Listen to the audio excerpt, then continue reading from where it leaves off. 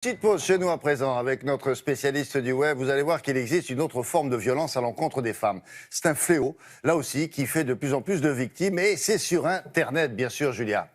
Exactement, ça s'appelle la cyberviolence, William. Alors lynchage, dénigrement, exclusion, menaces en ligne, sexting. Une jeune fille sur 5 a été insultée en ligne à propos de son apparence physique. Une sur 6 a été confrontée à des cyberviolences à caractère sexuel. Selon un rapport de l'ONU, 73% des femmes ont déjà été confrontées d'une manière ou d'une autre à une violence, à une cyberviolence sur Internet.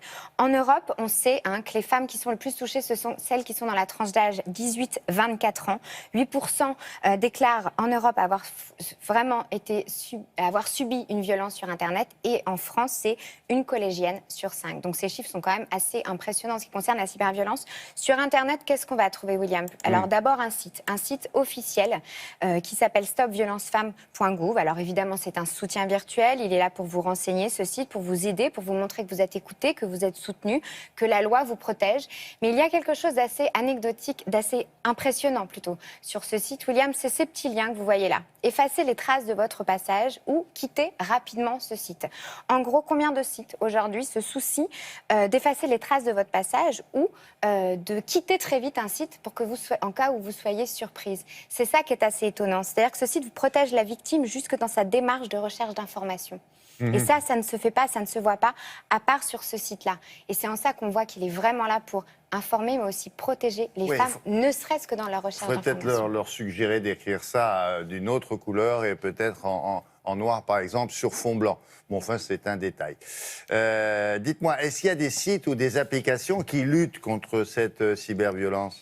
Vous faites bien de poser la question. Comme souvent, William, le web, c'est autant un problème qu'une partie de la solution. Parce que l'arborescence de la toile, la puissance de propagation du web, va permettre aussi aux actions en faveur des femmes de se développer, d'être vues, d'être défendues par le plus grand nombre. Et du coup, on va voir arriver des initiatives très importantes qui luttent contre ça. Donc, par exemple, une appli réalisée par une jeune femme, elle a 14 ans, et elle a décidé, elle a mis en place cette appli. Une enfant, 14 ans. Oui, 14 ans, elle a été soutenue par Google, elle a créé ça, Rethink, qui est une application qui lutte contre le cyberharcèlement auprès des jeunes filles. Cette appli, vous la mettez dans votre téléphone. Dès que vous écrivez quelque chose, vous, jeune femme, jeune homme, sur Internet, eh bien, cette appli, elle va vous dire, est-ce que tu es sûr que tu veux écrire ce message? Est-ce que tu es sûr que c'est pas un peu méchant, désagréable? Et surtout, elle va vous expliquer le contexte psychologique de votre message.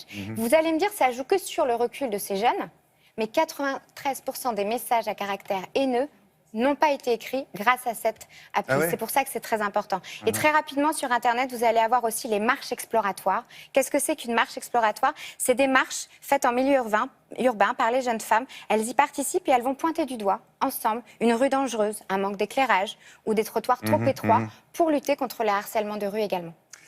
Bien, merci beaucoup, Julia. À plus tard.